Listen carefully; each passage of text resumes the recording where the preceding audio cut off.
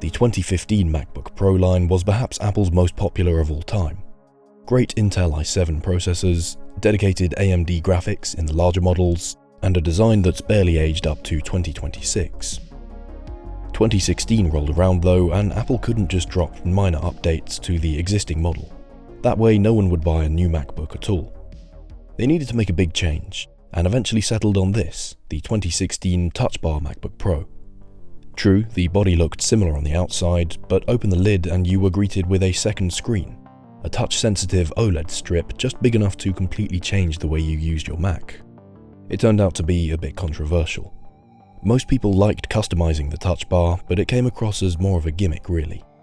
Programmers and others regularly using the function keys on their laptops were actually pretty annoyed that the physical function row had been removed for what was basically a centimeter wide screen. Touching a piece of glass isn't the same as pressing down an actual key, and it's another thing to go wrong. The touch bar would break without warning far more often than a regular row of keys would. So Apple's implementation of the touch bar was okay at best. At least they were trying something new, right? Wrong! This is the 2014 Lenovo ThinkPad X1 Carbon Gen 2. It's got a touch bar. What a strange little laptop. It's a very light machine thanks to the top of the plastic case actually being carbon fiber instead of aluminium. The X1 Gen 2 was one of Lenovo's highest end offerings for 2014 with a 14-inch 1440p IPS display, 4th generation Intel processors up to the i7-4600U, M2 SSD storage, and much more. Now, I wouldn't normally talk about a Windows laptop in one of my regular videos, but this computer is so strange I thought it warranted a full-length one. Let's address the elephant in the room. At the top of the keyboard here is a touch-sensitive panel.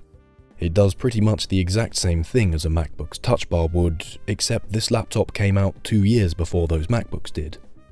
Surely Apple copied this design directly. I've never seen anything like it on a laptop that isn't one of these two machines. Anyway, if you don't like the touch bar, you're gonna hate Lenovo's version. They've forced a lot of weird changes to the keyboard. Backspace is to the left of the Enter key, caps lock is gone completely, but yeah, the touch bar itself isn't very bright, so if you're out in the sun, it's going to look like a blank strip of grey. Oh, and on the topic of looks, the strip itself seems to have got sun damaged, or even just started to physically break down over time. There's a weird washed out colour to it, and certain spots just look a bit gloopy. I researched this as much as I could, so here's what I can tell you about the panel. It's not actually a fully fledged display. There's no OLED or anything in there. Remember, this was released in 2014. The strip basically changes through a few different available modes depending on what's on your screen. Updating a machine like this is obviously a bit of a sticky situation since support has to be built into whichever OS you use in order for the touch bar to work. Windows 11 does seem to be just about okay. No issues adjusting the brightness or volume, for example. The thing I find weird about this laptop is the touch bar isn't even its only unexpected feature. My dear viewers, this very ordinary looking laptop from 2014 is touchscreen. I guess it's just how things were when Windows 8 was out. This is a 2560 by 1440p touchscreen panel. Seriously high-end for a 14-inch going on 12 years old.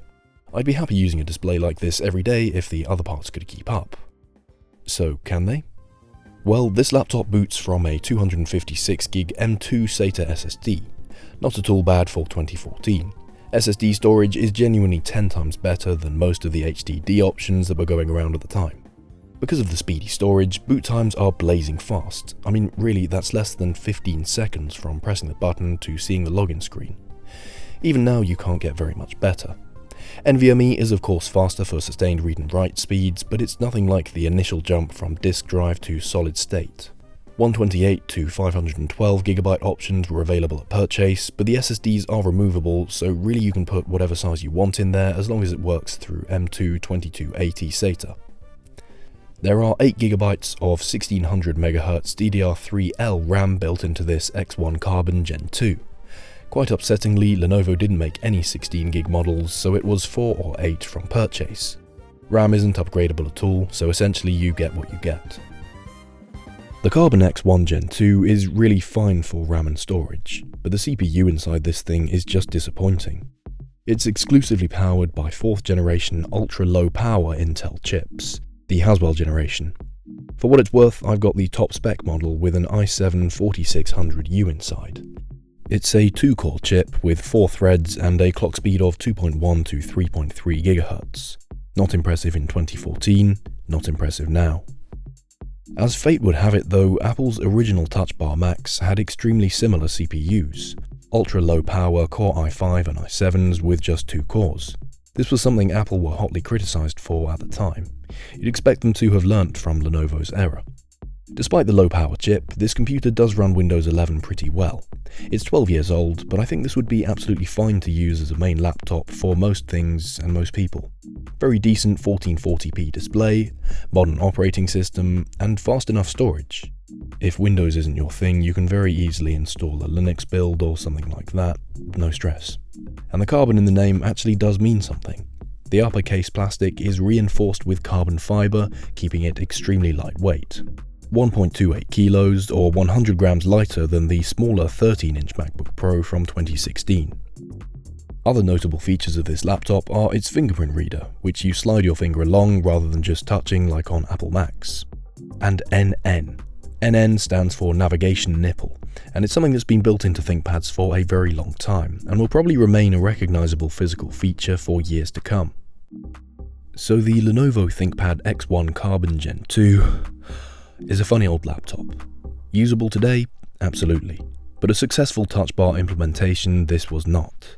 The worn-out plastic around the bar was far too common on these, and frankly I'd much rather have a conventional keyboard. It wasn't quite as adaptable as the Apple Touch Bar since it wasn't a proper screen as well. It does strike me as weird that no one has heard of this laptop though, considering it did the whole Touch Bar thing 2 years before Apple. Anyway, thank you very much for watching. You can of course subscribe for more, and I'll see you next week.